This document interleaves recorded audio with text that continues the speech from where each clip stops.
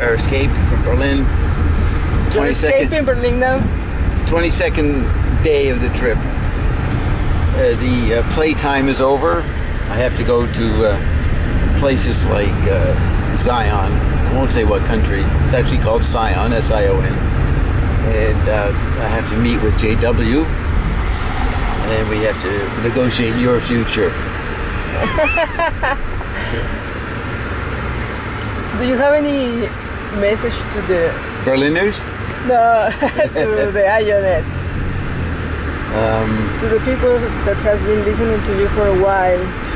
Well, the main message is two hurricanes. The Isel hurricane and the Julio hurricane.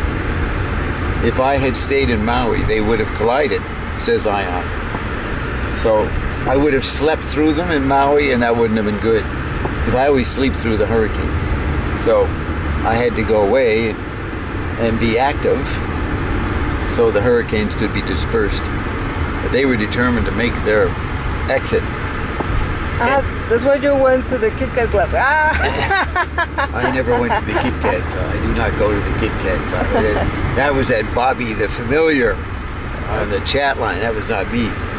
I heard about him. Evil entity.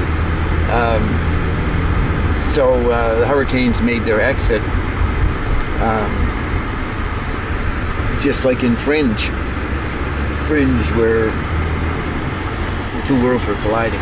So there was much consternation over the last 3 months about whether Bob would sleep through it or not. Bob was not allowed to sleep through it.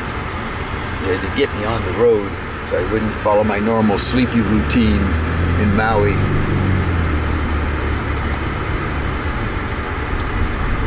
You said you're changing the rhythm. Yes. So this is a new phase. The rhythms of the paracyclical. No more cycles. No more retroactive spirals. It's straight ahead with anamorphic sidebars. That's the rhythm. Straight ahead. You know, like Darlene Love of the Crystal, straight ahead, but anamorphic sidebars a la Zappa and yourself. You, the para-Zappa composer of the feminine species. Ruben and the Jets are your antecedents, the Mexican group that Uncle Meat used in the late 60s to fool the populations with the oldies revival. The great revival of the 50s music. It started in the late 60s was due to the Mexican influence of Uncle Meat's Ruben and the Jets, which you were influenced by, that you did not know till now.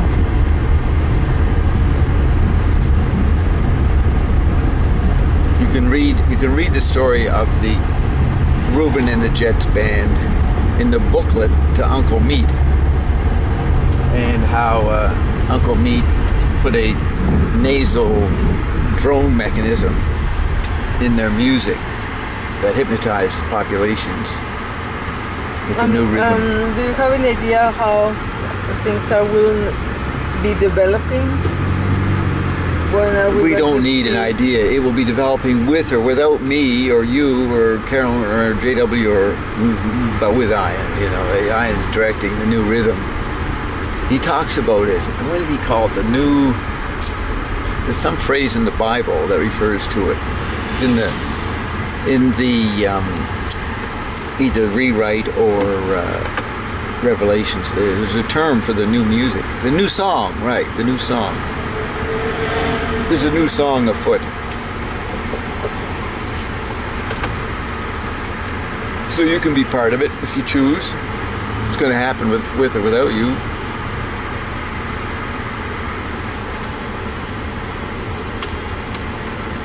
And what do you mean by being part of it? Like? Report to Bob. And Bob reports to Ion. Ion reports to us. Here is the cycle. Dr. Dean refuses to report. We need that attitude. Dr. Dean's attitude of refusing to report to anybody. It goes on and on. Every blog is about magnesium. People have complained, but I'm sure Dr. Dean is fully aware of her limitations and focus.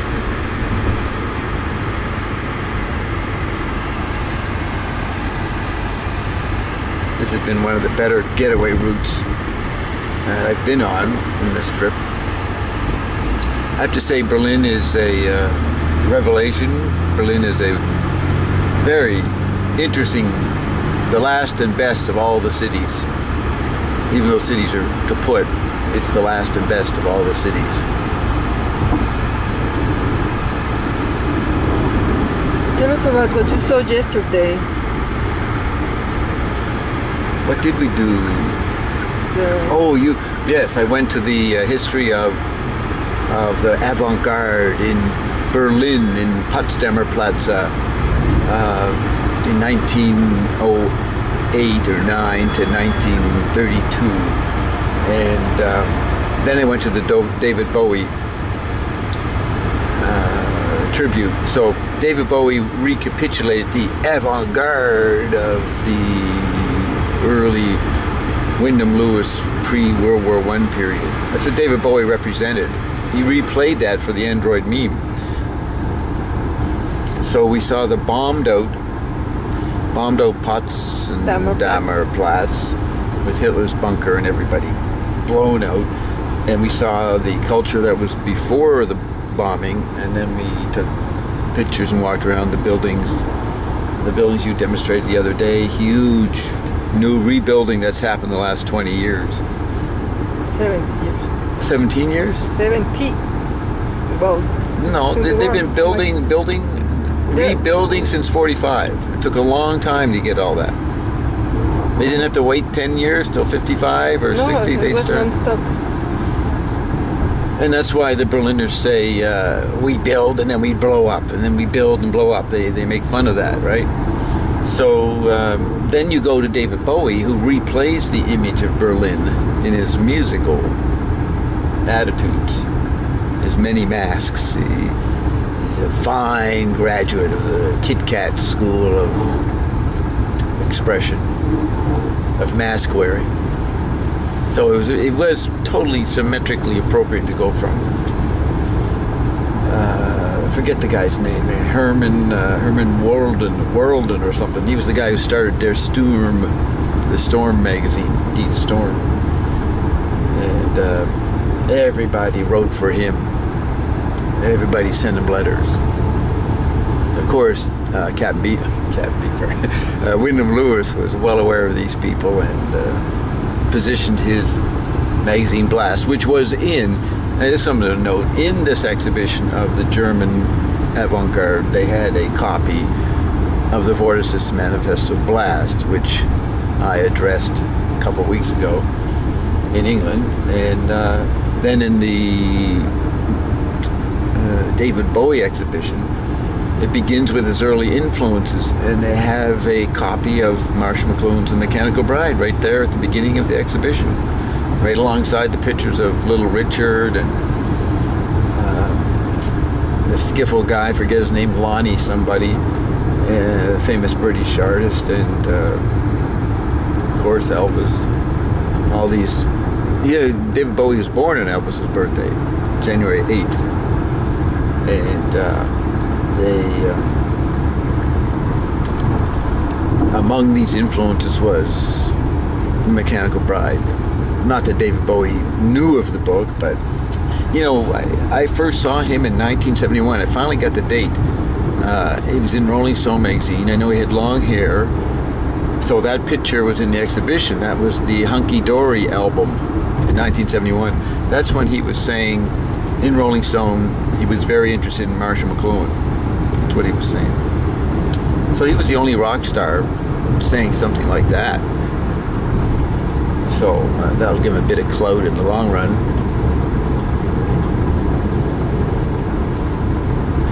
And then where did I go after that? To Hitler's bunker? Oh yeah, well then I walked around Hitler's bunker area, which is now a wonderful apartment complex with youth clubs and all that he wanted to get. Did you recognize anything you saw when you first came? No. I was thinking about, I don't even know where we went. You see, he didn't have the bunker in 1936. No, but the offices of Hitler were there too.